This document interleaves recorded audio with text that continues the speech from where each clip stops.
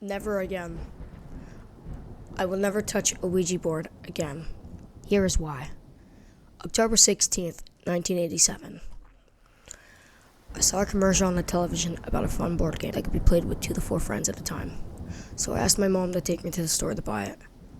We got in the car to go to Toys R Us to find the board game. When we got into the store, we were in there for 30 minutes when we were about to give up. But then we came across the last one. I was so ecstatic at the time. A few days later, on the weekend, I gathered 3 friends named Robert, James, and Elizabeth. And we did the normal stuff, like watching movies, playing sports outside. But it began to pour. It was about 9 o'clock at night when my friend James pointed out my Ouija board, which, at the time, I forgot that I had bought one a few days prior. Elizabeth said, "Let's try it out, guys. It will be a lot of fun." Robert was very skeptical when saying, "I do not think that is a good idea. How about we do something else?" Elizabeth said, "Robbie, do not be a wuss." And James and I agreed with Elizabeth. Then Robbie said he would do it. So we looked at the back of the box and stated the rules. 1. Never use the Ouija board alone. 2. After ending the game, move the planchette to goodbye to end the game. 3. The Ouija board must be disposed of properly. 4. Never use the Ouija board in your home. 5. Never use Ouija board when you are ill or in a debilitated condition. 6. When the Ouija board starts to spell out the name Zozo, immediately bring the planchette to goodbye and put the board back in the box. James had an idea to break all those rules. Me and Robbie said, no, there are rules for a reason. Then James and Elizabeth both called us wusses. We decided to break the rules.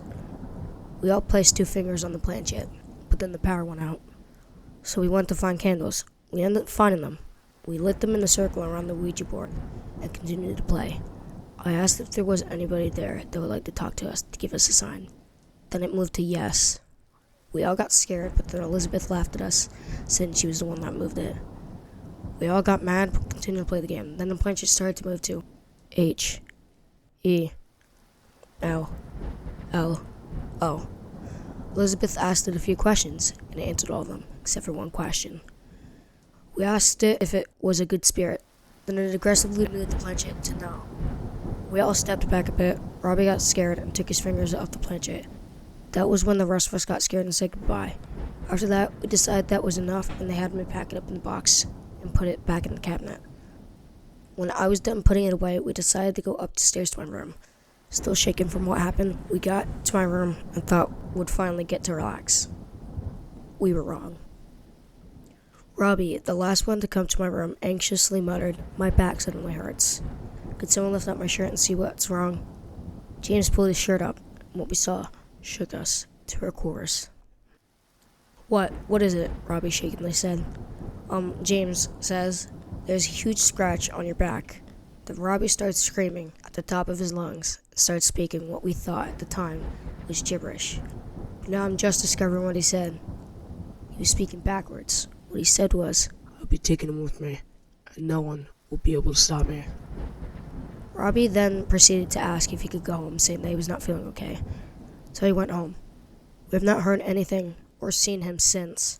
We all hope he's okay, but never again will I touch a Ouija board.